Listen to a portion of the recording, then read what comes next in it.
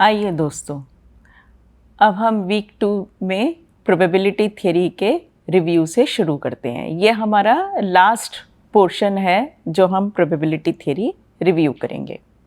इस मॉड्यूल में हम रैंडम वेरिएबल्स के बारे में पढ़ेंगे, different types of random variables को देखेंगे। डिस्क्रीट रैंडम वेरिएबल होता है और कंटिन्यूस रैंडम वेरिएबल होता है। हम प्रोबेबिलिटी डिस्ट्रीब्यूशन फंक्शन और प्रोबेबिलिटी डेंसिटी फंक्शन के बारे में भी समझेंगे।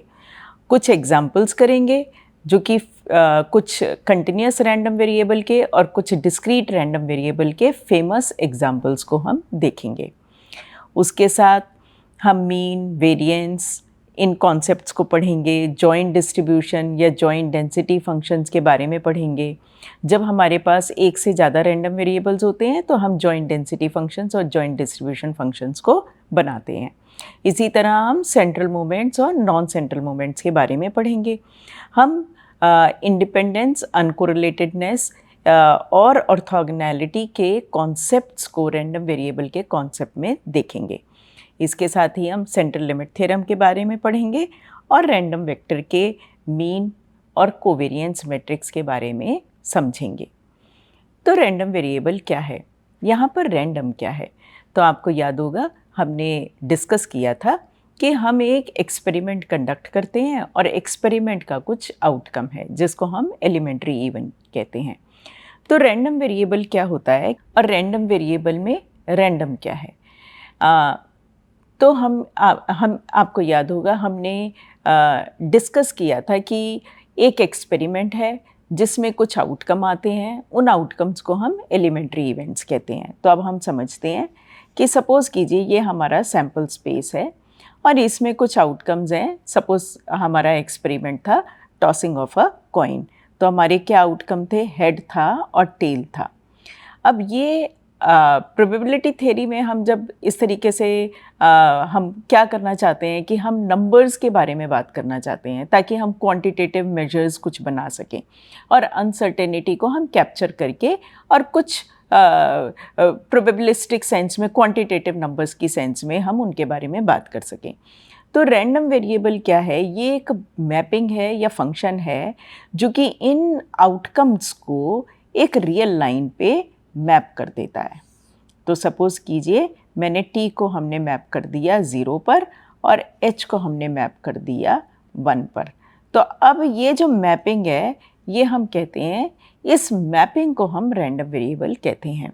तो अगर आप यहाँ मैथमेटिकल डेफिनेशन देखें तो हम कह रहे हैं x इज़ अ मैप और अ फंक्शन जो कि सैम्पल स्पेस में जो भी आउटकम्स हैं, तो सैम्पल स्पेस इसका डोमेन है, रियल लाइन इसकी रेंज में आती है और हम अब यहाँ से इन चीज़ों को हम इस रियल लाइन पे मैप कर रहे हैं। तो एक तरीके से देखा जाए तो रैंडम वेरिएबल एक्चुअली कोई वेरिएबल नहीं है, लेकिन ये फंक्शन और मैपिंग है हुज डोमेन इज़ ओमेगा और रेंज क्या है? आर। तो अगर हमने टॉसिंग ऑफ अ कॉइन किया तो हमने हेड को 1 पे मैप कर दिया और टेल को 0 पे मैप कर दिया। सपोज़ कीजिए कि हमारे पास जो कॉइन था उसको हमने कहा कि ये फेयर कॉइन था, अनबाइस्ड कॉइन था मतलब, और उसका दूसरा मतलब ये है कि कॉइन ना तो हेड की तरफ ज़्यादा झुकाव लिए हुए था और ना ही टेल की तरफ, तो वो हेड और टेल को बराबरी से आउटपुट दे रहा था। तो हम कहेंगे probability that x is equal to 1, क्योंकि अब हमने x की मैपिंग कर दी है 1 पे, is equal to nothing but probability of head, और वो कितनी है? हाफ। इसी तरह probability of tail is half. क्यों? क्योंकि दो ही एलिमेंट्री इवन है, हेड और टेल, और उन दोनों का सम होना है 1। तो अगर फेयर कॉइन है तो दोनों इवेंट इक्वली लाइकली हैं और हमारे पास हाफ हाफ प्रोबेबिलिटी आ गई। अब हम कंप्यूट करते हैं। तो अब पहले हम क्या कर रहे थे? हम एलिमेंट्री इवेंट्स हेड या टेल की हम बात कर रहे थे। अब हम हेड और टेल की बात नहीं करेंगे, हम कहेंगे x इज़ इक्वल टू 1 है या x इज़ इक्वल टू 0 है। अब हम इनकी प्रोबेबिलिटी की बात करेंगे। लेकिन अब हम आ गए हैं रियल लाइन पर। तो जब हम रियल लाइन पर आ गए तो अब हमारे पास जो भी सबसेट्स होंगे उन सबसेट्स को अब हम रियल लाइन पर सबसेट्स को इवेंट्स कहेंगे। यहाँ पर हम सैम्पल स्पेस में सबसेट्स को इवेंट्स कह रहे थे, तो हमारे कितने पॉसिबल इवेंट्स थे? आपको याद होगा हमने कहा ओमेगा सर्टेन इवेंट है क्योंकि हेड और टेल दोनों आ गए। इंडिविजुअली एच टी या एच टी ये ओमेगा हो गया या फाई। अब हम रियल लाइन पे देखते हैं कि ये रियल लाइन पे इवेंट्स हमें कैसे दिखते हैं। तो रियल लाइन के सबसेट्स अब हमारे इवेंट्स होंगे। तो एक सबसेट हो सकता है जैसे वही हम इवेंट कहेंगे that capital x is less than zero. तो अब ये एक सबसेट है, लेकिन जब तक ये लेस देन ज़ीरो है तब तक हम पाते हैं कि ना तो ज़ीरो आया और ना वन आया। ज़ीरो क्या है? हमारा टेल, और वन क्या है? हमारा हेड। तो दोनों में से कुछ भी नहीं हुआ तो ये तो नल इवेंट हो गया। तो ये क्या है? This is nothing but equal to phi. और प्रोबेबिलिटी ऑफ फाई कितनी है? ज़ीरो। ये हमने पहले समझा था। इसी तरह अब हम आगे बढ़ते हैं। तो अब हमने कहा इवेंट है x is less than equal to zero, तो इसमें ज़ीरो इंक्लूड हो गया। ज़ीरो क्या था? इवेंट टेल, तो इसका मतलब टेल का इवेंट हो गया। और हमारी प्रोबेबिलिटी टेल की कितनी है? 0.5। तो ये इवेंट दिस इंक्लूड्स टी, और इसका मतलब क्या है? इसकी प्रोबेबिलिटी कितनी हो गई? हाफ। इसी तरह जब हम करते हैं कि event is x is less than equal to 0.4, अब इसमें 1 तो हुआ नहीं, 0.4 तक यहाँ तक है। तो हम कह रहे हैं x is less than equal to 0.4, but tail का इवेंट हो चुका है क्योंकि 0 इसमें इंक्लूडेड है। तो इसकी भी प्रोबेबिलिटी कितनी हो गई? हाफ। इसी तरह लास्ट इवेंट देखें, x is less than equal to 1। अब क्या है? उसमें 0 भी हो गया और 1 भी इंक्लूड हो गया। तो ये क्या है? हमारा सर्टेन इवेंट। तो इसकी प्रोबेबिलिटी कितनी हो गई? 1। तो इस तरह हम कंप्यूट कर सकते हैं प्रोबेबिलिटीज़ को। इन जनरल हम क्या करेंगे? हम एक रैंडम वेरिएबल को कैपिटल एक्स से डिनोट करेंगे और वो जो वैल्यू ले रहा है उसको हम करेंगे स्मॉल एक्स से डिनोट। तो यहाँ पर जैसे है capital x is less than equal to, so small x की हम वैल्यू बदल रहे थे, 0 रखी, 0.4 रखी या 1 रखी, इस तरह हम वैल्यूज़ रखेंगे। पर इस तरीके से हम रियल लाइन पे अब सबसेट्स देखेंगे या इवेंट्स को देखेंगे और उनकी प्रोबेबिलिटी निकालेंगे। तो अब हम कहेंगे P of x is less then 0। इसी तरह अब अगर आप सोच के बताएं what is the probability that x is greater than 1। सोचिए। तो ग्रेटर देन 1 तो ये वाला रीजन है, लेकिन यहाँ तो ना 0 है ना 1 है, तो ये भी मेरा हो जाएगा फाई इवेंट और इसकी प्रोबेबिलिटी हो जाएगी 0। तो अब हम रैंडम वेरिएबल की जब हम मैपिंग की बात कर रहे हैं तो ओमेगा टू आर तो हमने देखा, जनरली हम इसे कहते हैं कि ये 3 टपल है। तो इसमें क्या क्या है? ओमेगा है, ओमेगा से आर पे मैपिंग है। उसके साथ साथ प्रोबेबिलिटी मेजर हमारा ओमेगा पे डिफाइंड था और वो corresponding probability measure P x हो गया। अब इसी तरह हमारे पास हमने एक सिग्मा फील्ड डिफाइन किया था कि जिसमें ओमेगा, एच, टी, फाई ये सब प्रेजेंट थे। तो corresponding to sigma field real line पे हम उसको बोलते हैं, यहाँ पर अगर हमारा सिग्मा फील्ड होता है तो हमारा यहाँ पर रियल लाइन पे हम उसे बोलते हैं बोरेल फील्ड।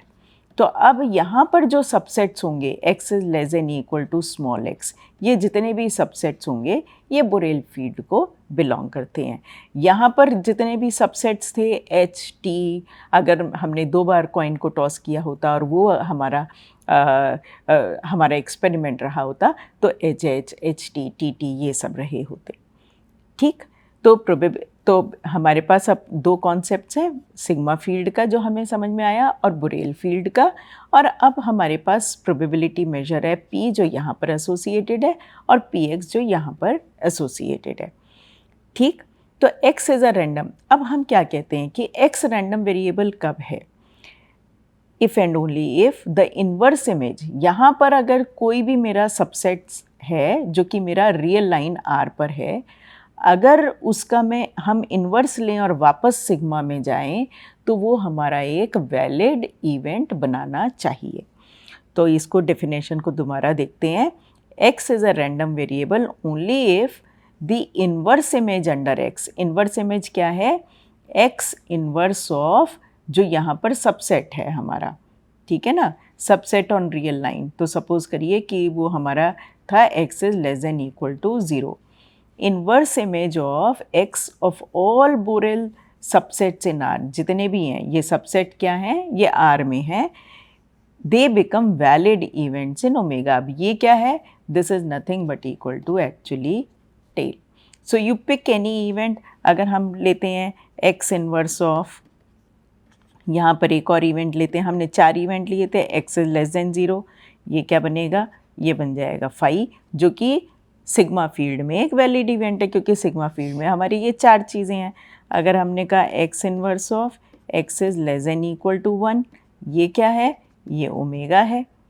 तो if the inverse image under x of, यहाँ पर R में जितने पॉसिबल सबसेट्स हैं, बोरेल सबसेट्स हैं, अगर उन सब का हम इन्वर्स देखें और वो हमारा एक वैलिड सबसेट बनाता है या वैलिड इवेंट बनाता है ओमेगा में, तब हम कहेंगे x is a random variable.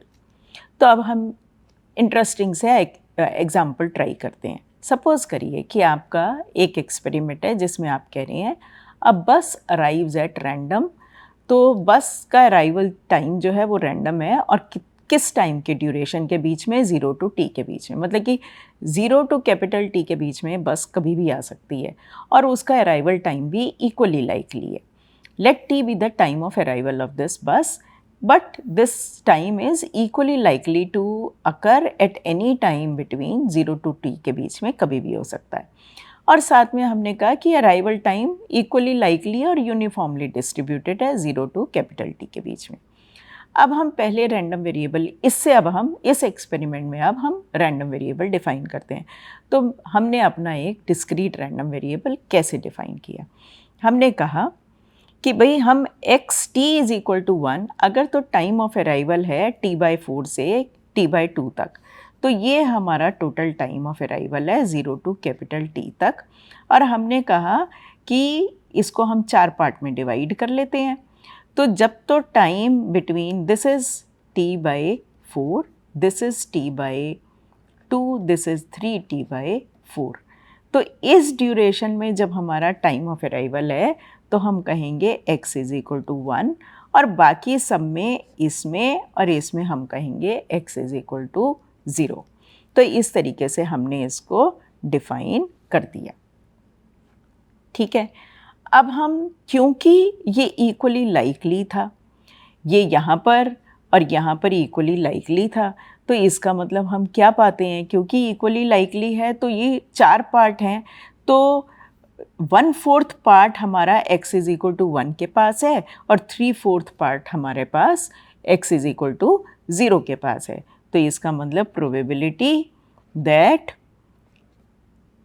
x is equal to 1, ये कितनी हो गई, ये हो गई हमारी t/2 minus t/4 divided by t is equal to 1/4।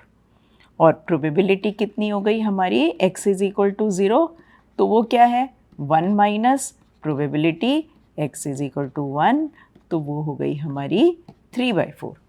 तो पहला तो हमें ये बात पता लग गया x इज़ इक्वल टू 0 की कितनी प्रोबेबिलिटी और x इज़ इक्वल टू 1 की कितनी प्रोबेबिलिटी है। तो x इज़ इक्वल टू 1, ये कितना आया हमारा 3/4, x इज़ इक्वल टू 0, अभी हमने, सॉरी, 0 का हमारा है 3/4 और 1 का है हमारा 1/4, ये हो गया हमारा 1/4, ये हो गई हमारी 3/4। And less than equal to 2, less than equal to 2 में 0 और 1 दोनों कवर हो गए, तो ये हो गया हमारा 1। तो ये हमने पहला एग्जाम्पल, हमारा ये एक्सपेरिमेंट था, उससे हमने पहला एग्जाम्पल डिफ़ाइन किया, जिसमें हमने उस एक्सपेरिमेंट में एक डिस्क्रीट रैंडम वेरिएबल डिफ़ाइन किया। लेकिन सेम एक्सपेरिमेंट से हम एक कंटिन्यूस रैंडम वेरिएबल भी डिफ़ाइन कर सकते हैं। अब दूसरा क्या है, हमने डिफ़ाइन किया एक कंटिन्यूस रैंडम वेरिएबल किस तरीके से। अब की बार हमने कहा कि x क्या है, ये कुछ नहीं है, टाइम ऑफ अराइवल ही है। तो अगर ये टाइम ऑफ अराइवल है तो अब क्या है कि टाइम ऑफ अराइवल क्या है 0 to कैपिटल T तक, तो यही हमारा टाइम बन गया, यही हमारा रैंडम वेरिएबल हो गया। तो अब मेरा रैंडम वेरिएबल क्या वैल्यू ले रहा है, 0, 0.2t, 0.3t and so on, but 0.2222t भी ले सकता है। तो 0 to कैपिटल T के बीच में यही टाइम ऑफ अराइवल हमारा जो है वही हमारा रैंडम वेरिएबल है। तो अब व्हाट इज़ द प्रोबेबिलिटी, अब अगर हम प्रोबेबिलिटी निकालें that x t is less than equal to 0, तो अब हमारा ये है टाइम, और यहाँ से यहाँ तक कभी भी ट्रेन आ सकती है, उससे पहले सॉरी बस आ सकती है, उससे पहले बस नहीं आई थी, ठीक। तो x t is less than equal to 0, तो अब ये जस्ट यहाँ पर ये ऐड ही हुआ है, तो प्रोबेबिलिटी यहाँ से बिल्ड होनी शुरू होगी, तो ये हमारा हो जाएगा 0। Less than equal to t, यहाँ तक ट्रेन बस आ चुकी होगी, तो ये कितनी हो जाएगी, ये तो टोटल प्रोबेबिलिटी 1 होनी है, तो ये हो जाएगी probability 1। What about probability that it is x is greater than t, तो वहाँ तो कोई इवेंट ही नहीं है यहाँ पर, क्योंकि यहाँ तो बस ने आना ही नहीं है, तो ये कितनी हो जाएगी 0। और अगर हम इन जनरल प्रोबेबिलिटी निकालें that probability that x t is less than equal to some t, तो ये कितनी होगी, this will be equal to t divided by capital T। तो ये हमारी इन जनरल प्रोबेबिलिटी होगी। इससे भी हम दोबारा वेरीफाई कर सकते हैं, when it is less than equal to 0, तो ये 0 by t equal to 0, when it is less than equal to capital T by capital T is equal to 1, और जब ये ग्रेटर दैन टी होगा तो less than equal to t में ये होगा, तो हम कह सकते हैं, इसको हम ऐसे भी लिख सकते हैं 1 minus probability x t is less than equal to capital T and that is equal to 1 minus 1 equal to 0। तो हम कई तरीके से इसको लिख सकते हैं। अब हम नेक्स्ट इम्पॉर्टेंट कॉन्सेप्ट को पढ़ेंगे, जिसको हम कहते हैं प्रोबेबिलिटी डिस्ट्रीब्यूशन फंक्शन या क्यूमुलेटिव डिस्ट्रीब्यूशन फंक्शन। ये क्या होता है, इसको हम कहते हैं एक पॉइंट वाइज फंक्शन है, मतलब कि हर पॉइंट पे हम इसे इवैल्यूएट करते हैं। और ये किस तरीके से डिफाइन होता है, तो इसको हम डिनोट करते हैं कैपिटल F से, क्योंकि अभी हम आगे प्रोबेबिलिटी डेंसिटी फंक्शन भी देखेंगे। तो डेंसिटी फंक्शन को हम स्मॉल f से डिनोट करते हैं और डिस्ट्रीब्यूशन फंक्शन को हम कैपिटल F से। तो कई बार हम इसे बोलते हैं कैपिटल PDF बोल देंगे या small PDF for probability density function.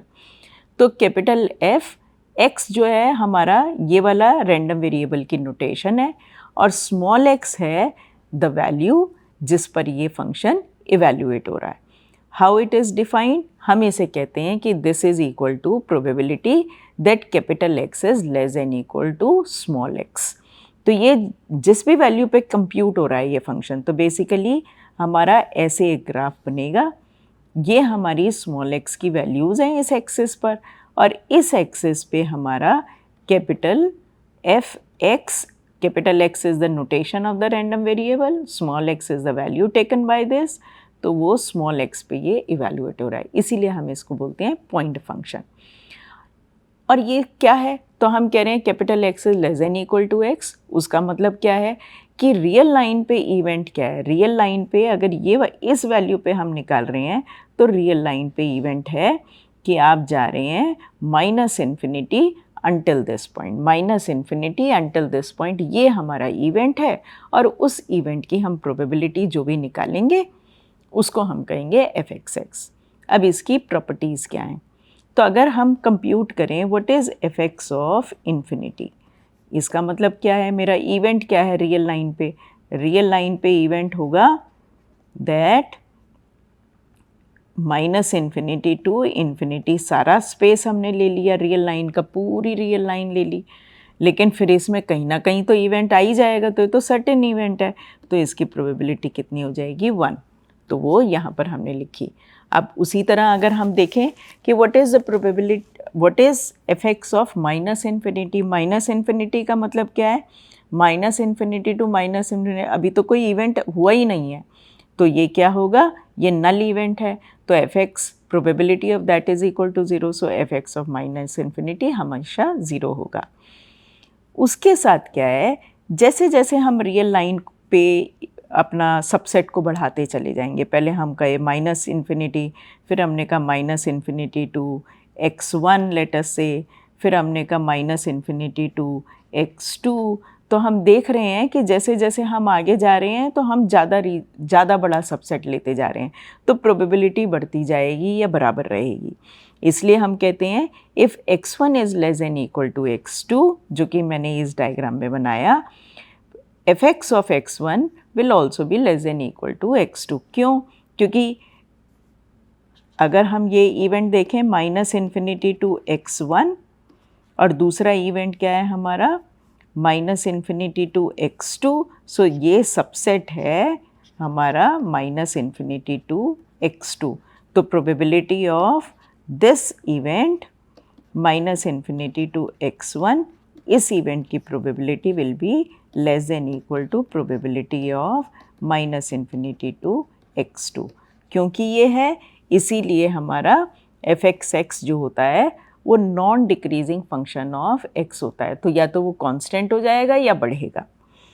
f(x) is continuous from the right, मतलब कि अगर हम राइट साइड से वापस आएँ तो हम ये पाएंगे that it is continuous from the right, मतलब कि जंप जो आएगा वो इस तरीके से कुछ जंप लेगा, अगर जंप ले रहा होगा तो ये राइट साइड से जब भी आप बढ़ेंगे तो f(x) of x is equal to limit ये वेयर, तो ये अभी हमें आगे क्लियर हो जाएगा।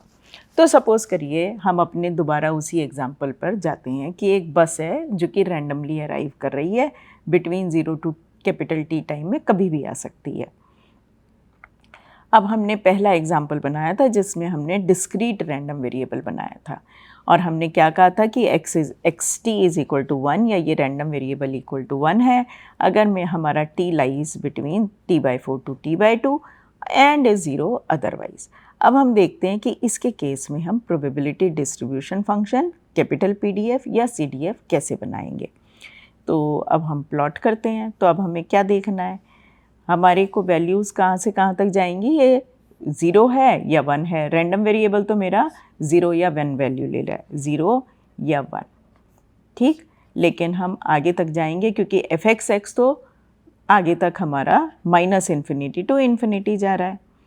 अब हम वैल्यू देखेंगे, तो अब अगर हमारा लेट अस से small x is less then 0, तो पहला हुआ small x is less then 0, तो इसका मतलब अब हम क्या कंप्यूट कर रहे हैं, f(x) is equal to probability x is less than equal to small x, जिसमें कि हो सकता है small x is equal to हम कहीं -1 है, तो यहाँ तक तो इवेंट हुआ ही नहीं क्योंकि x तो या तो ये है या यहाँ पर आएगा, इससे पहले तो x की कोई वैल्यू इवेंट हुआ ही नहीं है, राइट। तो इसका मतलब इसकी प्रोबेबिलिटी क्या है, 0। तो यहाँ से यहाँ तक ये 0 चल रहा है फंक्शन। अब दूसरा केस हुआ, ये इवेंट हो गया 0 पे, हमारा पहला इवेंट हो गया, राइट। और कितना हमने कंप्यूट किया था, हमने कंप्यूट किया था probability that x is equal to 0 is equal to 3/4, आप पीछे जाके देख सकते हैं।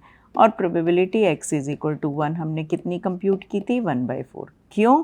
क्योंकि 1 हमने तब असाइन किया था जब टाइम ऑफ अराइवल t/4 से t/2 तक 1/4 ऑफ द टोटल इंटरवल था, ठीक। तो अब हमने ये निकाल लिया। अब जब हमने इसको निकाल लिया तो अब हम दूसरा देखते हैं। तो अब x इज़, तो जैसे ही ये इवेंट हुआ तो यहाँ पर हमारा एक प्रोबेबिलिटी आ गई हमारी x इज़ इक्वल टू 0 पे 3/4 की। तो जब हम यहाँ पर आए तो अब x इज़ इक्वल टू 0 हुआ। So what is the probability, f(x) is equal to probability that x is less than equal to 0।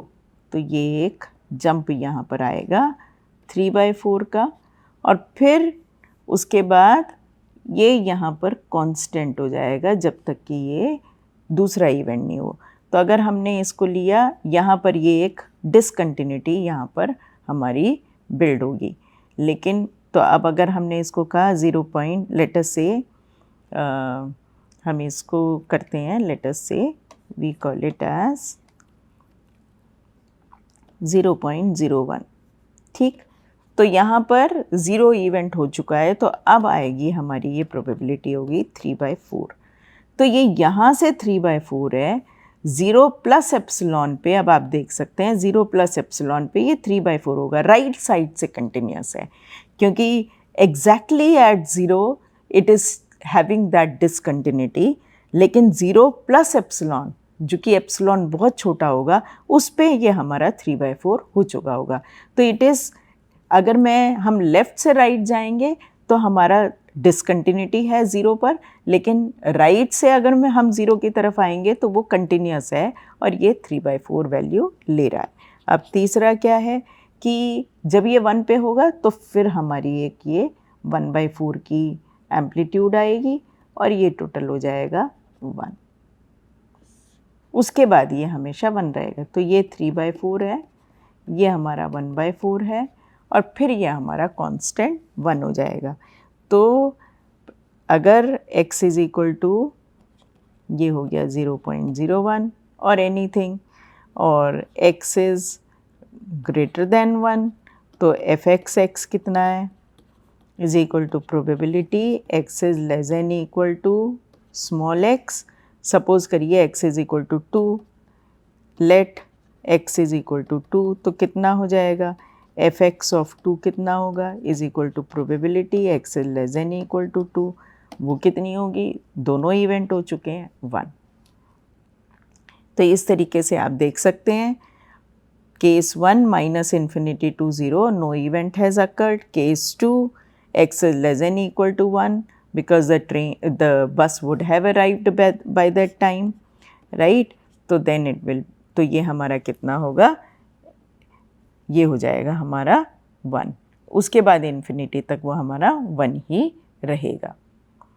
अब दूसरा देखते हैं, ये तो हमने डिस्क्रीट का एग्जाम्पल बनाया था, हमने एक कंटिन्यूस का बनाया था कि हमने वेरिएबल डिफाइन किया x is equal to xt is equal to t, between where t lies between 0 to capital T।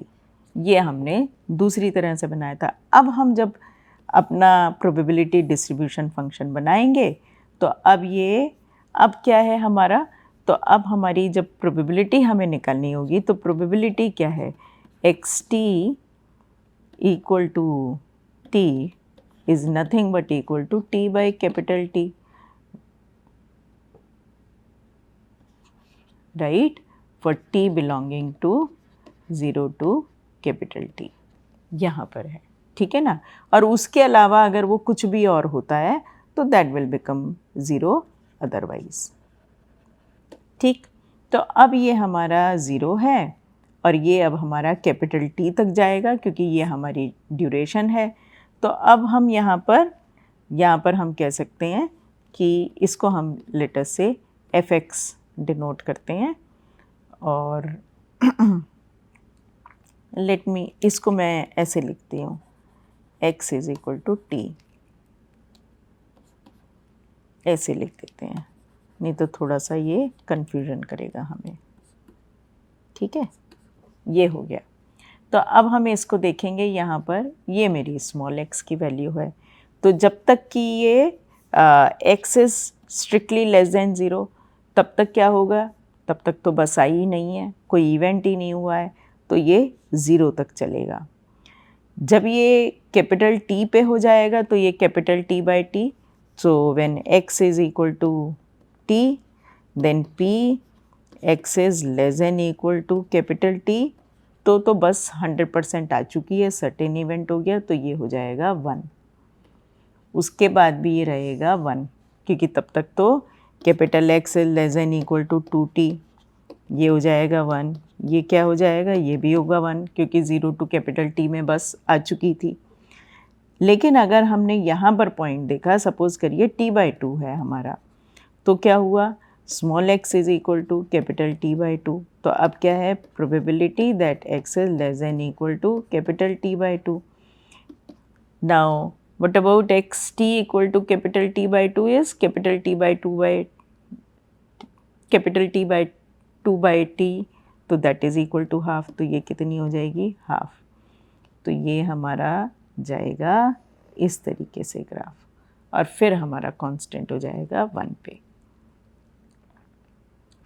तो इस तरीके से हम देख पा रहे हैं कि हम इसको पूरे एक्सपेरिमेंट को बिल्ड कर पाएंगे और हम CDF या प्रोबेबिलिटी डिस्ट्रीब्यूशन फंक्शन हम निकाल पाएंगे।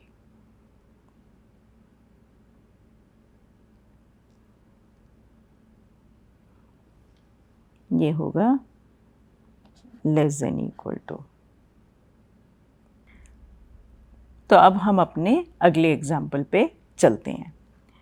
तो यहाँ पर अब हमने, आपको याद होगा, हमने दूसरा रैंडम वेरिएबल भी सेम एक्सपेरिमेंट से बनाया था। उसमें हमने क्या किया था, हमने कंटिन्यूस रैंडम वेरिएबल बना दिया था। तो हमने कहा था कि अब की बार हम डिफ़ाइन कर रहे हैं कैपिटल X को, कि कैपिटल X क्या है हमारा, ये कुछ नहीं है बल्कि टाइम ऑफ अराइवल t है, और t किस में बिलोंग करता है, 0 टू कैपिटल T में। तो अब की बार जब हम बनाएंगे तो अब थोड़ा सा डिफरेंट होगा, क्योंकि यहाँ पर अब हमारा क्या है, अब हम 0 से कैपिटल T तक हमारा रैंडम वेरिएबल वैल्यूज़ लेगा, और वो continuous random variable continuous values ले सकता है। तो इसको हम बोलेंगे कंटिन्यूस रैंडम वेरिएबल। पिछली बार या तो वो 0 वैल्यू ले रहा था या वो 1 वैल्यू ले रहा था, ठीक। तो अब की बार अब हम इसी को जब इसका कैपिटल PDF बनाएंगे तो किस तरीके से देखेंगे तो इसको हम कहेंगे ये fx ऑफ x है और ये हमारा स्मॉल x है। तो अब what is fx of 0? That is equal to probability that x is less than equal to 0. Probability that x is less than equal to 0, तब तक तो बस आई नहीं है, तो ये हमारी क्या हो जाएगी, वैल्यू हो जाएगी 0। तो -∞ टू 0 तक जब तक हम जाएंगे 0 हो जाएगा। कैपिटल T पे तो बस आ चुकी होगी तब तक, उसके बाद हमेशा ही हमारी वैल्यू कैपिटल PDF की 1 रहेगी। इन बिटवीन क्या रहेगी, तो इस इवेंट की प्रोबेबिलिटी कितनी है, that it is less than equal to T। इसकी प्रोबेबिलिटी कितनी है, इसकी प्रोबेबिलिटी है T by capital T when T lies between, when T belongs to 0 to capital T and is equal to 0। Otherwise तो ये इतना, ये हमारा जब इसके बीच में तो इतना है। तो अगर ये स्मॉल t को हमने, या यहाँ पर ये कैपिटल T बाय 2 है, तो यहाँ पर क्या होगा, T by 2 divided by T, तो ये हो जाएगा हाफ। तो इस तरीके से हम पाएंगे कि ये हमारा स्ट्रेट लाइन इस तरीके से बनेगा। तो ये हमारा इस कंटिन्यूस रैंडम वेरिएबल का डिस्ट्रीब्यूशन फंक्शन है। तो इन अदर वर्ड्स हम इसको देख सकते हैं, जब कैपिटल T हमारा लाई करेगा अप टू इन्फिनिटी, तो हमारी बस would have arrived by that time, तब ये हमारा हो जाएगा प्रोबेबिलिटी 1 हो जाएगी। और अगर उससे पहले हम देखेंगे for T less than equal to 0, क्योंकि बस आएगी T greater than equal to 0 पे, तो ये हो जाएगा हमारा 0, और अदरवाइज़ हमारा फंक्शन बनेगा एक इस तरह की स्ट्रेट लाइन,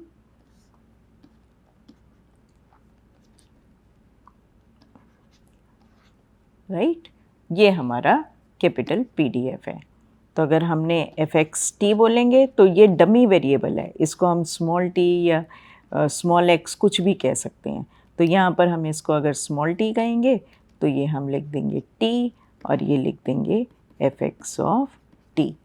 तो ये डमी वेरिएबल है, तो जो वैल्यू ले रहा है उसको हम कहते हैं डमी वेरिएबल है। अब हम देखते हैं प्रोबेबिलिटी डेंसिटी फंक्शन।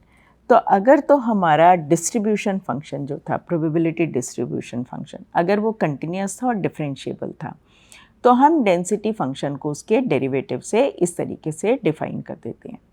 और तो अगर इफ़ PDF एग्जिस्ट, अगर ये इसको बोलते हैं, हम कई बार कहते हैं small PDF, so if this PDF exist, तो ये क्या प्रॉपर्टी सेटिस्फाई करता है, पहला कि इसकी वैल्यू हमेशा ग्रेटर दैन इक्वल टू 0 होगी। क्यों? क्योंकि ये तो इसका डेरिवेटिव है fxx बाई dx, और ये हमने देखा था ये मोनोटोन फंक्शन है, नॉन डिक्रीजिंग फंक्शन है, इसलिए इसकी fxx की वैल्यू हमेशा ग्रेटर दैन इक्वल टू 0 ही होगी। उसी तरह तो क्योंकि ये इसका डेरिवेटिव है, तो इसका इंटीग्रल क्या होगा, integral of this PDF will जो है वो हमें दोबारा हमारे को डिस्ट्रीब्यूशन फंक्शन दे देगा। और total area F x infinity 1 था और इन्फिनिटी अगर हमने रख दिया तो हम ये स्मॉल एक्स इन्फिनिटी है तो ये स्मॉल एक्स यहाँ पर इन्फिनिटी हो जाएगा, तो ये यहाँ पर इन्फिनिटी आ गया। तो minus infinity to infinity f x zeta d zeta, तो इसका मतलब क्या है, हम जो ये प्रोबेबिलिटी डेंसिटी फंक्शन है इसका पूरे ग्राफ को देख रहे हैं और उसके अंडर हम एरिया निकाल रहे हैं। इसे हम कहते हैं एरिया अंडर दिस कर्व। तो area under P D F is equal to 1, क्यों? क्योंकि एफ एक्स इन्फिनिटी हमारा 1 होता है। और इसी तरह क्योंकि वो मोनोटोन फंक्शन है तो और ये प्रोबेबिलिटी एक इवेंट की है x1 टू x2, तो वो इस तरीके से डिफाइन होता है। तो इस तरीके से हम देखते हैं कि हमारा कैपिटल PDF और स्मॉल PDF में रिलेशनशिप हैं। अब हम बात करेंगे मीन और वेरिएंस की। तो मीन क्या है? Mean of a random variable हम कैसे बनाते हैं, उसको हम इस तरीके से डिफाइन करते हैं। तो f x x d x अगर सिर्फ हमने इसका इंटीग्रल किया होता from minus infinity to infinity, वो 1 था।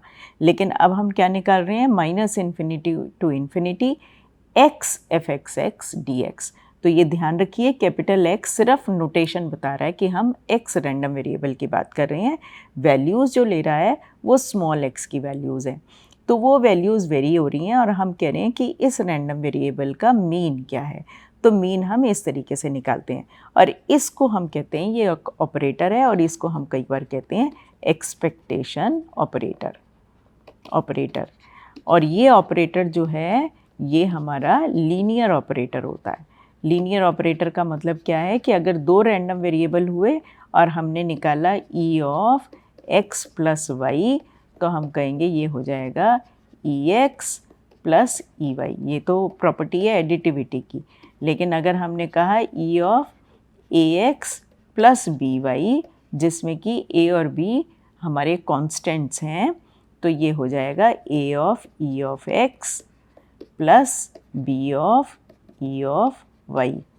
तो ये है एडिटिविटी और ये खाली E of A X is equal to A of E of X linear, ये है एडिटिविटी। ये है हमारी होमोजेनिटी और ये है हमारी, दोनों मिलके बना देंगी लीनियरिटी। तो एक्सपेक्टेशन हमारा लीनियर ऑपरेटर होता है, लेकिन हम एक्सपेक्टेशन को प्रोबेबिलिटी डेंसिटी फंक्शन से इस इंटीग्रल की फॉर्म से निकाल लेते हैं। वेरिएंस क्या होगा? वेरिएंस होता है जो कि x माइनस म्यू एक्स, अगर हमने इसको रख दिया x का मीन है तो x minus mu x whole square, ये इसका एक्सपेक्टेशन इज वेरिएंस। अब यहाँ पर जब हमने x के लिए निकाला था तो यहाँ स्मॉल x रख के इंटीग्रल ले लिया था।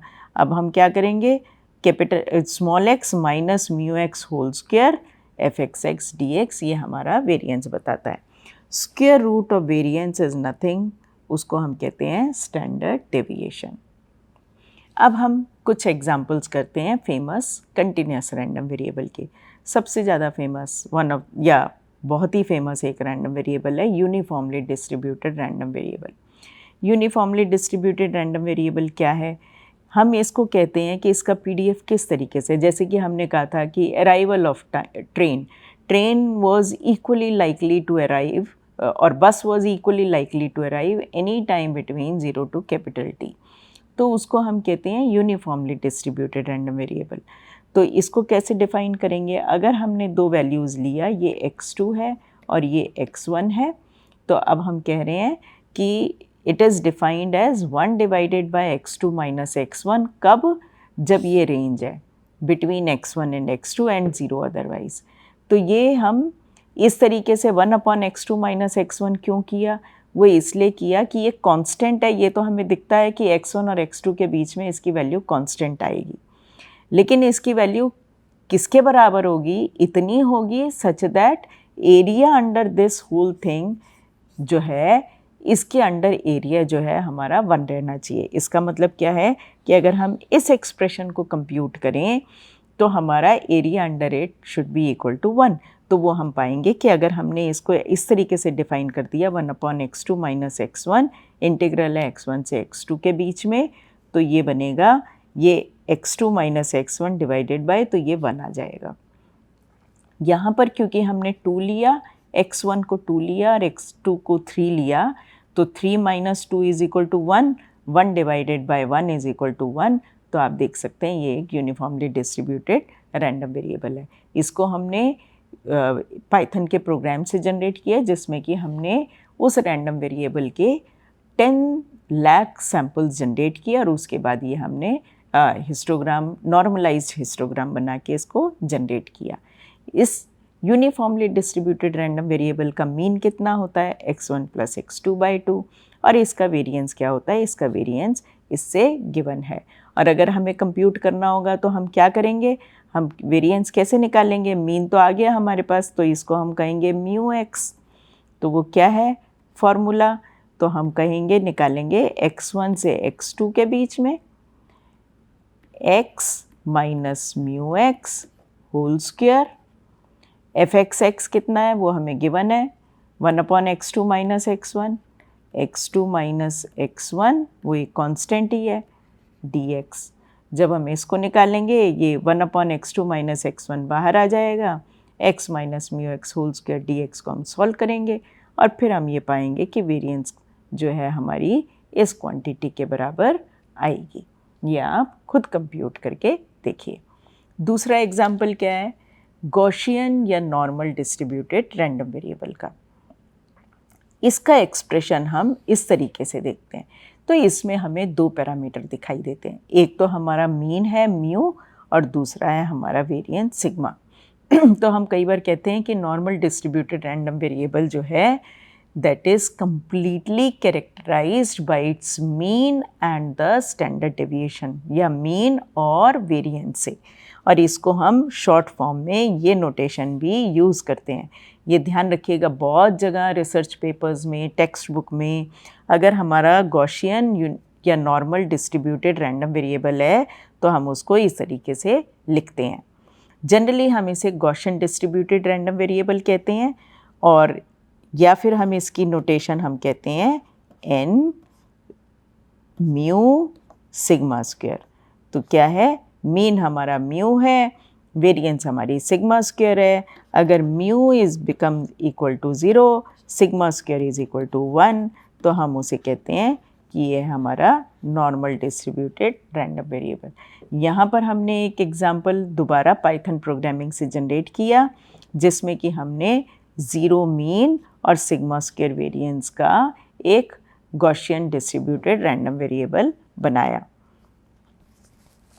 ठीक है, और इसकी शेप कुछ ऐसी बेल शेप्ड होती है, क्योंकि ये जो पॉइंट्स आपको ब्लू कर्व दिख रहा है ये हमने खुद सैंपल जनरेट करके हिस्टोग्राम बनाया है। अदरवाइज़ ये बिल्कुल अगर बहुत सारे सैंपल जनरेट करेंगे तो आप पाएंगे बिल्कुल ये स्मूथ जो रेड कर्व है ये बिल्कुल इसी तरह का दिखेगा। तो अब इस एक्सप्रेशन को बड़े ध्यान से देखिए, एफ एक्स एक्स ये बहुत जगह हम आगे यूज़ करेंगे। अब एग्जाम्पल देखते हैं हम गॉसियन रैंडम वेरिएबल की, लेकिन और क्या क्या खूबियाँ हैं। इसकी काफ़ी सारी प्रॉपर्टीज़ होती हैं जो कि इसको एक बहुत ही इंपॉर्टेंट रैंडम वेरिएबल बनाती हैं। एक तो ये कि ये जो रैंडम वेरिएबल है this is symmetric about it's mean. इसका मतलब क्या हुआ कि अगर हम यहाँ पर तो हमने मीन 0 लिया था, अगर हम इससे पहले और इसके बाद दोनों का एरिया अंडर दिस देखें तो दोनों बिल्कुल बराबर आएंगे और ये बिल्कुल सिमेट्रिक फंक्शन है इसके अबाउट।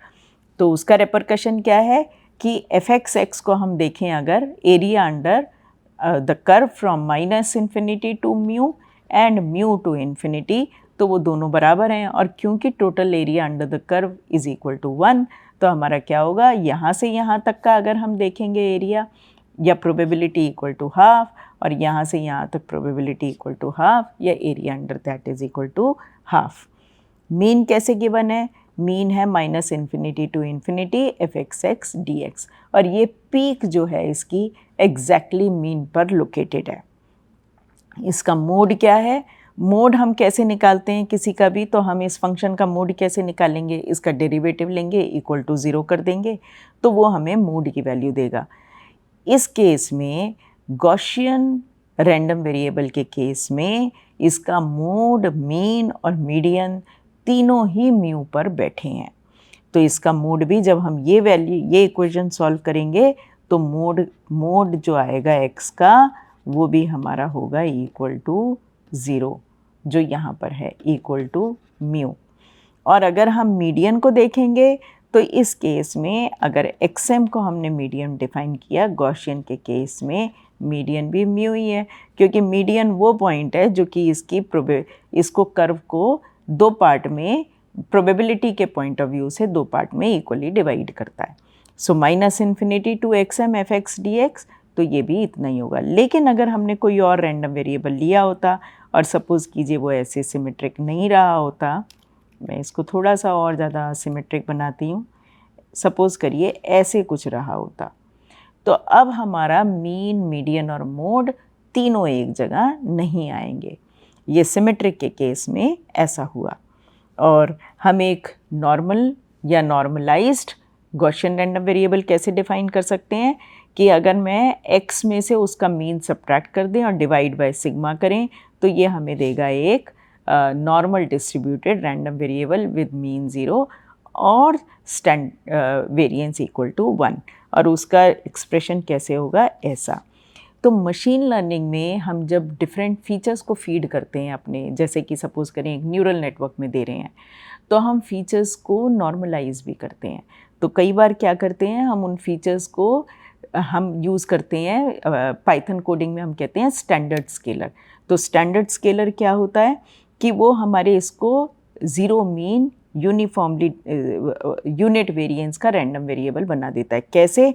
हम पूरे उस फीचर का जितने भी हमारा पूरा जो डेटा सेट है, सपोज़ उसमें 1000 सैम्पल्स हैं, तो उस पर्टिकुलर फीचर का सारे सैम्पल्स का टोटल लेके उनके ऊपर मीन निकाल लेंगे, वेरिएंस निकाल लेंगे, वेरिएंसेस का स्क्वायर रूट लेके स्टैंडर्ड डेविएशन निकाल लेंगे, तो म्यू और सिग्मा आ जाएगा। फिर उस फीचर को हर sample wise x minus mu by sigma से जनरेट करेंगे या ये कंप्यूट करेंगे और फिर उस फीचर को हम अपने नेटवर्क को फीड करते हैं। तो हम ये कहते हैं कि हम सारे फीचर्स को बेसिकली हर फीचर को नॉर्मलाइज कर रहे हैं, क्योंकि अदरवाइज़ हो सकता है कि एक फ़ीचर तो हमारा बहुत ज़्यादा वैल्यूज़ ले रहा है और दूसरा फ़ीचर बहुत कम वैल्यूज़ ले रहा है। तो जो फ़ीचर हमारा बहुत छोटी वैल्यूज़ ले रहा है वो सप्रेस हो जाएगा उस फीचर के आगे जो बहुत ज़्यादा बड़ी वैल्यूज़ ले रहा है। इसलिए हम कई बार फीचर्स पे स्टैंडर्ड स्केलर यूज़ करते हैं। तो वो एक तरीके से हम मान के चलते हैं कि इस तरह का n01 हम उसको बना देंगे। इसलिए ये कंटिन्यूस रैंडम वेरिएबल में गॉसियन या नॉर्मल रैंडम वेरिएबल हमारे लिए बहुत इम्पॉर्टेंट है।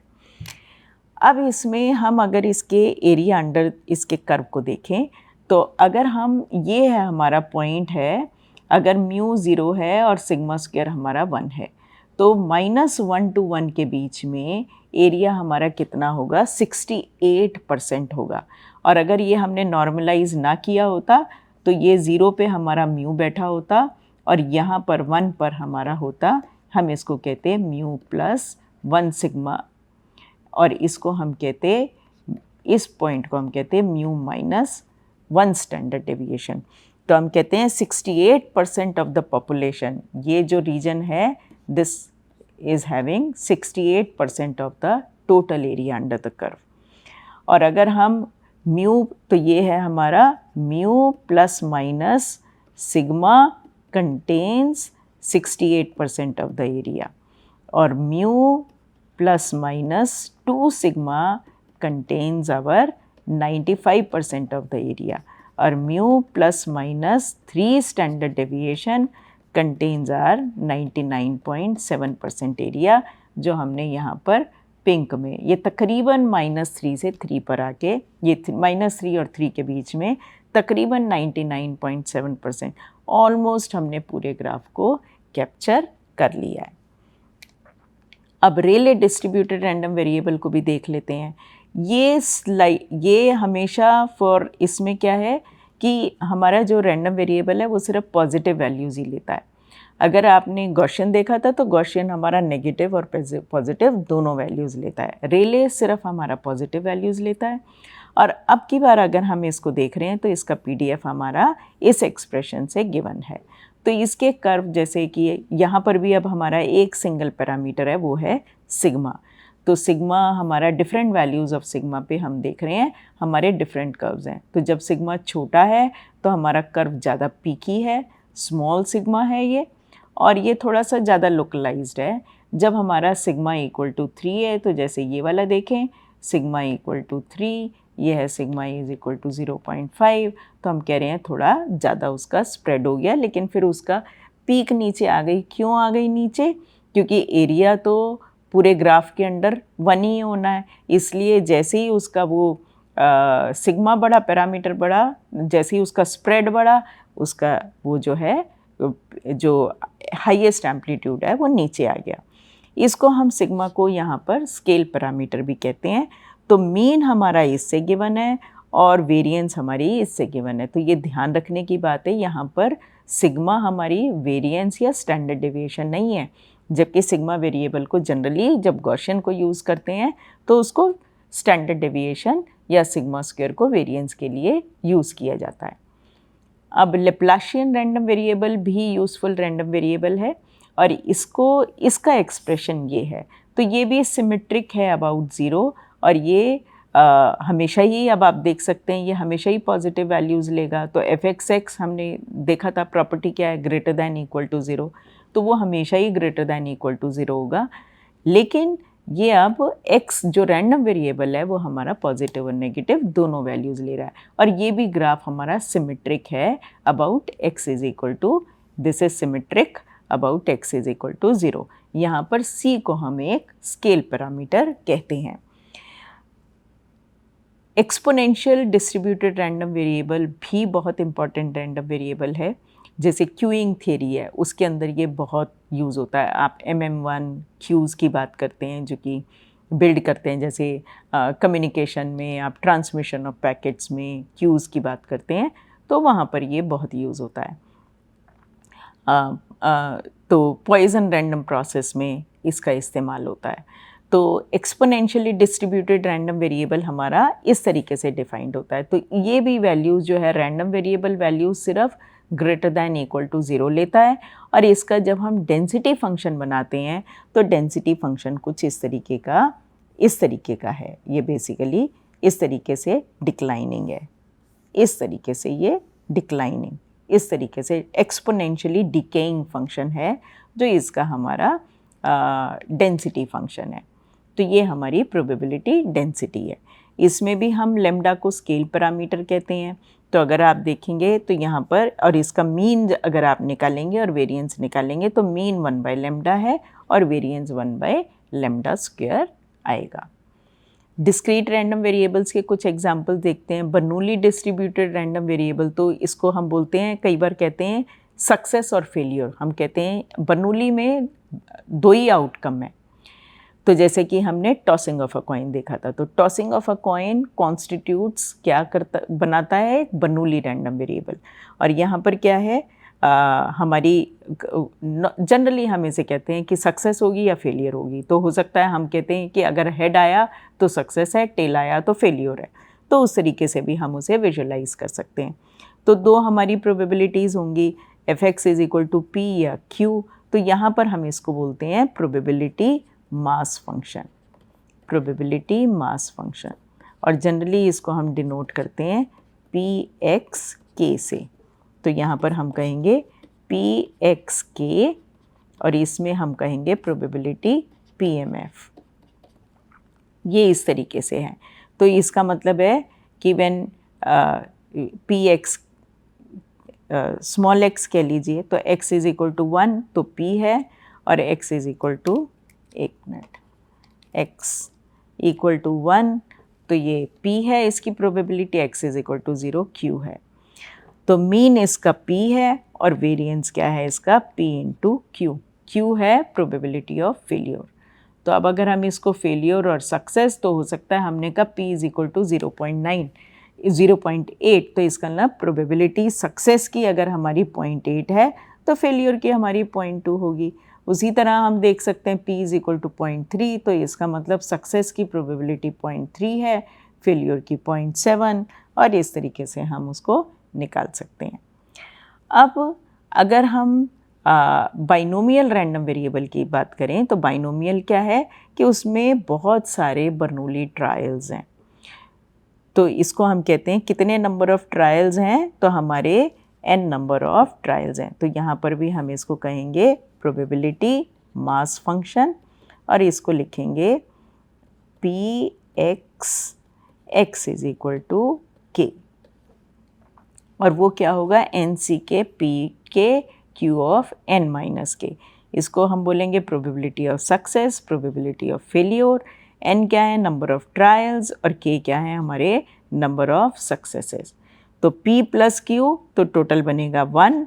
मीन क्या है, मीन होगा n इंटू p, और वेरिएंस होगा npq। तो अगर हमारे को इसका मीन निकालना है तो जितने भी पॉसिबिलिटीज़ हैं, तो मीन कैसे निकलेगा, तो पॉसिबल केस, और k कितने हैं, 0 to n k times p x is equal to k, right. तो ये हमारा है टोटल, ये हमारी दे देगा अब हमें mean of this random variable. तो इसका मीन निकालेंगे तो ये आ जाएगा हमारा np is equal to mu. ये आना चाहिए हमारा np। आप खुद कंप्यूट करिए और देखिए कि ये आपका इसके बराबर आता है या नहीं आता। इसी तरह वेरिएंस कैसे निकालेंगे, वेरिएंस होगा हमारा k is equal to 0 to n k minus mu whole square px x is equal to k। इसको निकालेंगे तो ये हमारा आना चाहिए npq। अब तीसरा एग्जाम्पल लेते हैं। ये है हमारा पॉइजन डिस्ट्रीब्यूटेड रैंडम वेरिएबल, और इसका प्रोबेबिलिटी मास फंक्शन क्या होगा, इसका होता है e raise to the power minus a k divided by k factorial. k कितना होगा, 0 1 2 इन्फिनिटी तक जाएगा, और इस केस में मीन और वेरिएंस दोनों ही पॉइजन डिस्ट्रीब्यूटेड रैंडम वेरिएबल में बराबर होते हैं। अब हम केस देखते हैं टू रैंडम वेरिएबल्स का। तो सपोज़ करिए हमारे पास दो रैंडम वेरिएबल हैं x और y, तो जॉइंट डेंसिटी फंक्शन हमारा इससे डिनोट होगा, और जॉइंट डिस्ट्रीब्यूशन फंक्शन हमारा x और y वो वैल्यूज़ ले रहा है, और कैपिटल X और y उनकी नोटेशंस हैं। तो capital f(x,y) minus infinity to infinity क्या होगा, ये हो जाएगा, अगर हमारे दोनों ही प्लस इन्फिनिटी हैं तो ये हो जाएगा इक्वल टू 1। अगर हमारे हैं दोनों ही माइनस इन्फिनिटी हैं तो हो जाएगा इक्वल टू 0। अगर एक भी माइनस इन्फिनिटी है और दूसरा कुछ भी वैल्यू है अप टू इन्फिनिटी तो भी हो जाएगा 0। क्यों, क्योंकि अब हम f(x,y) को कैसे देख रहे हैं, हम f(x,y) को ऐसे देख रहे हैं। ये है हमारा प्रोबेबिलिटी। अब इवेंट क्या है, इवेंट है हमारा x is equal to this and right intersection y is less than equal to small y। तो अब अगर हम इसको देखें, सपोज़ करो x is equal to small x is minus infinity और y कुछ भी है, तो क्या होगा, probability that x is less than equal to minus infinity intersection y is less than equal to small y। अब ये क्या है हमारा probability, x is less than equal to this is phi intersection y is less than equal to y। तो अगर नल event के साथ कुछ भी इंटरसेक्शन करेंगे तो नल ही हो जाएगा, तो ये probability of null event is equal to 0। इसलिए माइनस इन्फिनिटी y और x माइनस इन्फिनिटी या माइनस इन्फिनिटी हमेशा 0 होंगे, और अगर इन्फिनिटी इन्फिनिटी हो गया तो 1 होगा, अगर इन्फिनिटी y हुआ तो fy ऑफ y होगा, x infinity fx of x होगा। तो इन दोनों को हम बोलते हैं मार्जिनल डिस्ट्रीब्यूशन ऑफ x। तो ऐसा क्यों हुआ? तो f x y infinity y क्या होगा? ये है probability that x is less than equal to infinity intersection y is less than equal to small y. लेकिन x की रिस्पेक्ट में तो ये सर्टेन इवेंट x के तो सब कुछ हो गया, तो ये रह जाएगा प्रोबेबिलिटी दैट, तो एक तरीके से ओमेगा बी, तो that will remain as probability y is less than equal to y, तो वो हो जाएगा हमारा एफ वाई ऑफ y। इसको हम कहते हैं मार्जिनल डिस्ट्रीब्यूशन ऑफ y और मार्जिनल डिस्ट्रीब्यूशन ऑफ x। और स्मॉल एफ एक्स वाई क्या होगा? जो कि PDF है, जॉइंट स्मॉल PDF है, वो क्या होगा? Derivative of, double derivative of f x y with respect to both x and y। हम कोरिलेटेड रैंडम वेरिएबल्स की भी बात करते हैं, तो अगर हमने गॉसियन एग्जाम्पल लिया, यहाँ पर क्या है? ये example of Gaussian correlated random variables. दो रैंडम वेरिएबल्स हैं x और y, और दोनों कोरिलेटेड हैं। कोरिलेटेड बाय कोरिलेशन कोफिशिएंट क्या है? रो। तो ये जो रो है इसको हम कई बार कहते हैं नॉर्मलाइज्ड कोरिलेशन कोफिशिएंट, ठीक है। और यहाँ पर ये पर्टिकुलर एग्जाम्पल जब है, तब हमारा जो वेरिएंस ऑफ हमारी मीन ऑफ x क्या है? वो हमने लिया है 0, मीन ऑफ y भी हमारा 0 है इस केस में, और हमारा sigma x square is equal to E of x minus mu x whole square, वो हमारा सिग्मा स्क्वायर है। Sigma y square is E of y minus mu y whole square, वो भी हमारा सिग्मा स्क्वायर है इस पर्टिकुलर एग्जाम्पल में।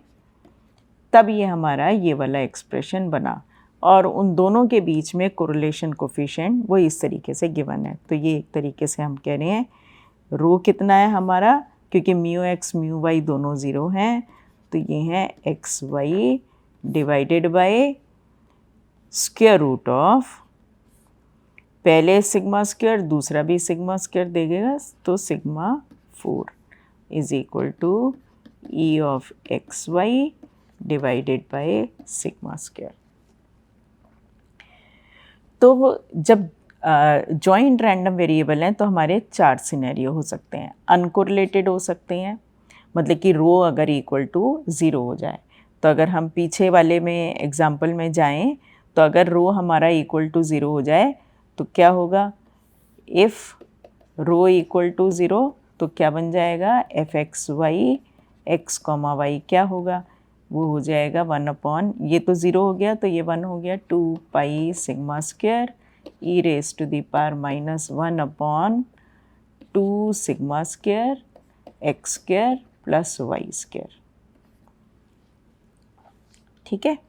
तो अनकोरिलेटेड हो सकते हैं या स्टैटिस्टिकली इंडिपेंडेंट रैंडम वेरिएबल्स हो सकते हैं।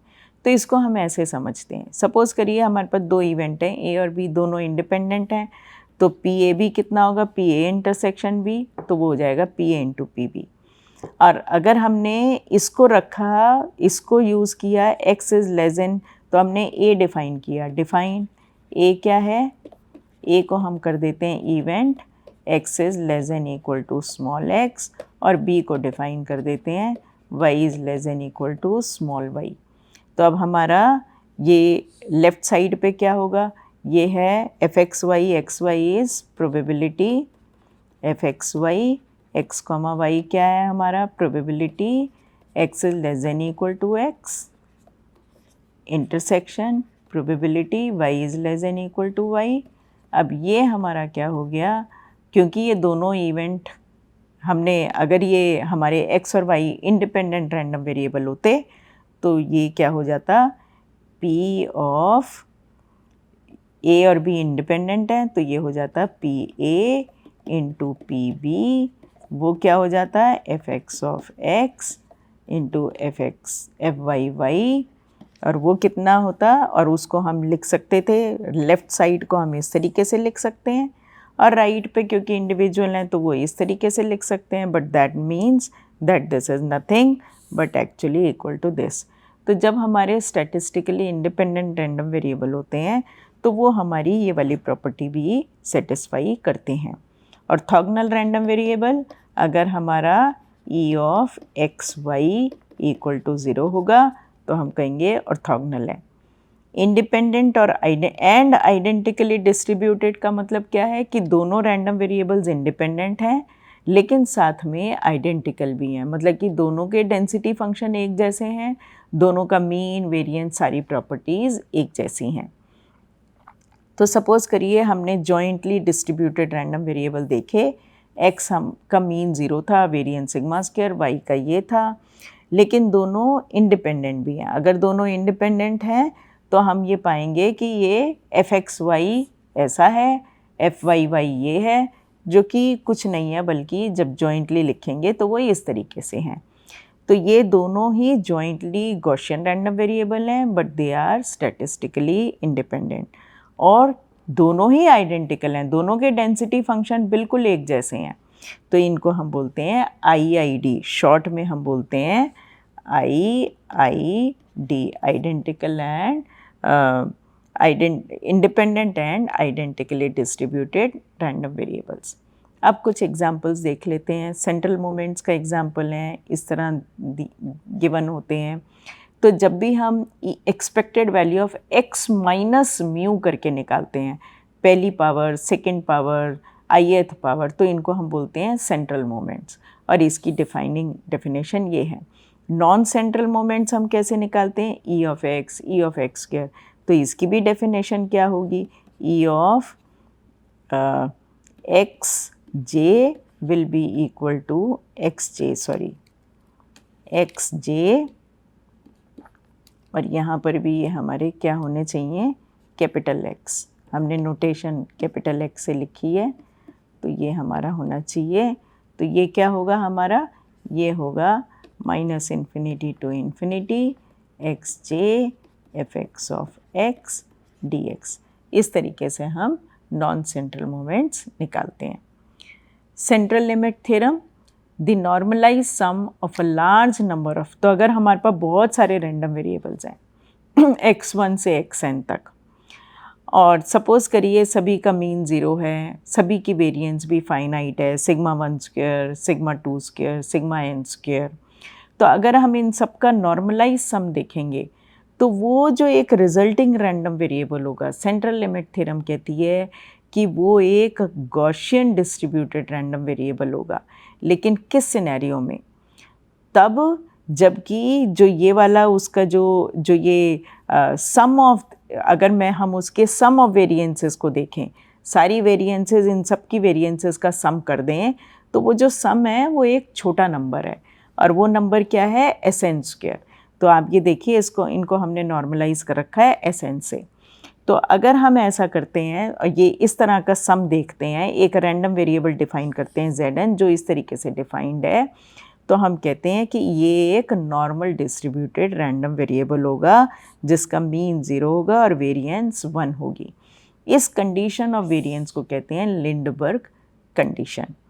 सो इफ़ एप्सिलॉन एक बहुत छोटा नंबर है और n इज़ सफिशेंटली लार्ज, तो हर रैंडम वेरिएबल का जो इस सम में एग्जिस्ट करता है, k is equal to 1 to n, हमने n number of random variables लिए, तो अगर हर किसी का सिग्मा k जो है वो लेस देन दिस क्वांटिटी है, तो हमारा जो रिजल्टिंग रैंडम वेरिएबल है, जो इन सब के नॉर्मलाइज सम को ऐड करने से आया, ये हमारा एक नॉर्मल डिस्ट्रीब्यूटेड रैंडम वेरिएबल होगा।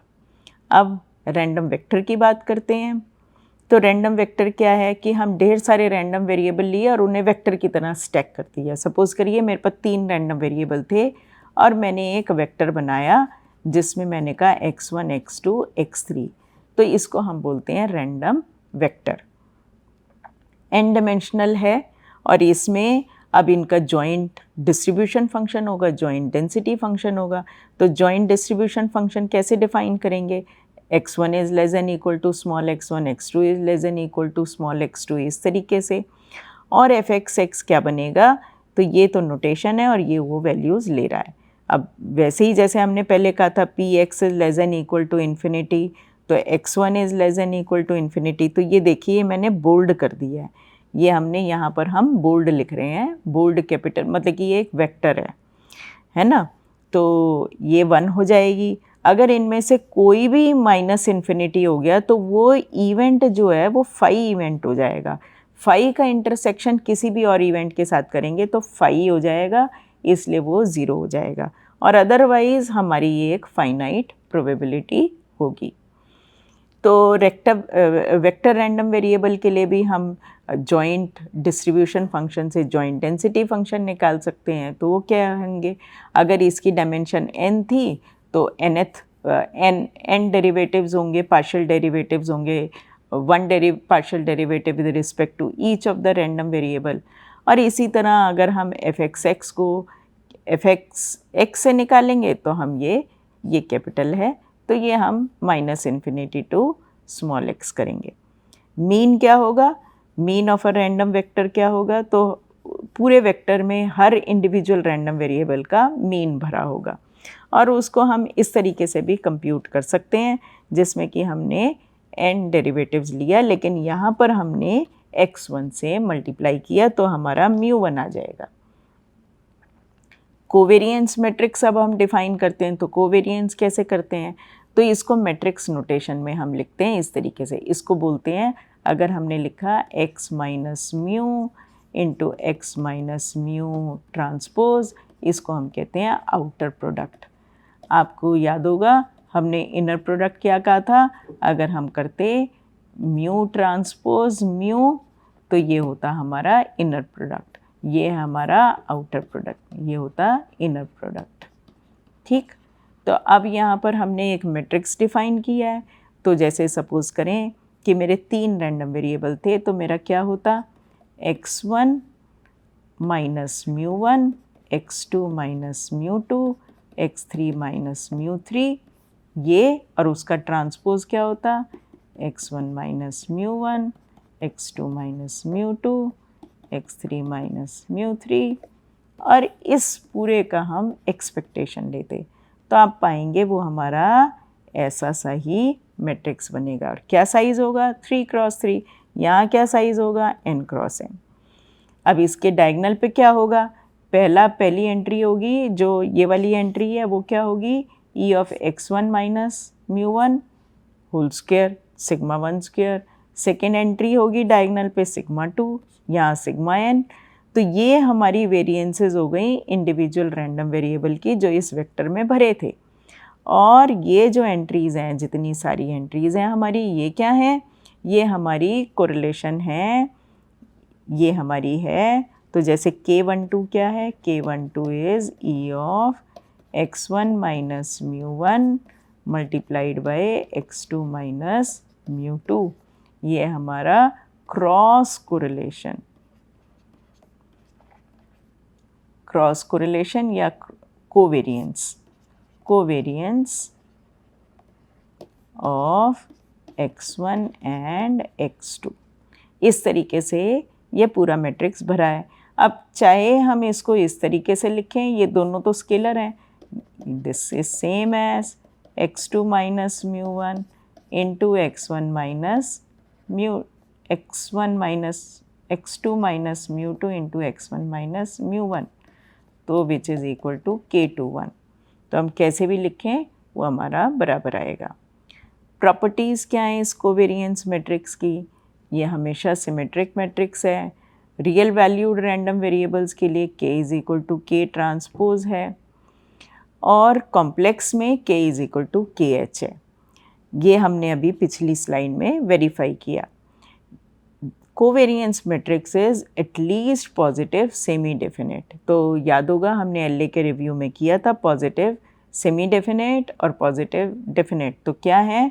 तो that means that for any z transpose k z is greater than equal to 0 for all z not equal to 0, और ये कैन बी डायगनलाइज्ड, और वो इस तरीके से डायगनलाइज हो सकता है, where the columns of U contains the ordered eigenvectors, तो हम उसको इस तरीके से भी लिख सकते हैं। मल्टी डायमेंशनल गॉसियन लॉ में अब हमारे n number of random variables हैं, सभी गॉसियन हैं। अगर सभी गॉसियन हैं लेकिन साथ में इंडिपेंडेंट हैं, तो जितने भी हैं तो इनका इंडिविजुअल का मार्जिनल डेंसिटी फंक्शंस का मल्टीप्लिकेशन हो जाएगा। लेकिन in general for any Gaussian random vector x, not necessarily कि वो इंडिपेंडेंट हो, तो उसका एक्सप्रेशन हम इस तरीके से लिखते हैं। K हमारा कोवेरिएंस मैट्रिक्स का इन्वर्स है, x minus mu transpose x minus mu ये एक्सपोनेंशियल पे है, मीन म्यू है और K कोवेरिएंस मैट्रिक्स है। कुछ थ्योरम्स हैं उसके अलावा, जैसे कि सपोज करिए x आपका n dimensional normal random vector है और उसका पॉजिटिव डेफिनेट कोवेरिएंस मैट्रिक्स है, मीन म्यू है, let A be a m cross n matrix of rank m। तो जो y आपने इस तरीके से डिफाइन किया, तो y की डायमेंशन क्या होगी, A है m क्रॉस n का, x है आपका n क्रॉस 1, तो y होगा आपका m क्रॉस 1 का। तो इसका डायमेंशन क्या होगी ये, और इसका ये होगा कोवेरिएंस मैट्रिक्स ऑफ y, और ये है मीन वेक्टर ऑफ y। उसी तरह let x be a n dimensional random vector with a positive definite k matrix और मीन म्यू है, u consist of eigenvectors of k और z उसका diagonal matrix है, मतलब कि करस्पॉन्डिंग टू x जो हमारा u transpose k u is equal to lambda ऐसे है। ठीक है, तो अब क्या है, अगर हमने y को डिफाइन किया that y is defined as below, जिसमें कि y is equal to x और a को हमने इस तरीके से डिफाइन किया, तो हम पाएंगे कि y डिफाइंड एज बिलो, तो वो क्या होगा, एक नॉर्मल रैंडम वेक्टर होगा with mean a mu and consist of uncorrelated random variables of unit variance. इसको आप अपने आप वेरीफाई कीजिए। इस वाले मॉड्यूल में हमने क्या सीखा, हमने डेफिनेशंस देखी, हमने टाइप्स ऑफ रैंडम वेरिएबल्स देखे, और हमने PDF और CDF के कॉन्सेप्ट देखे, हमने कुछ एग्जाम्पल्स किए, एक्सपेक्टेशन और वेरिएंस समझा, central non central moments, independent orthogonal random variables देखे, सेंट्रल लिमिट थ्योरम देखी, और हमने मीन वेक्टर और कोवेरिएंस मैट्रिसेस के कॉन्सेप्ट समझे। Thank you.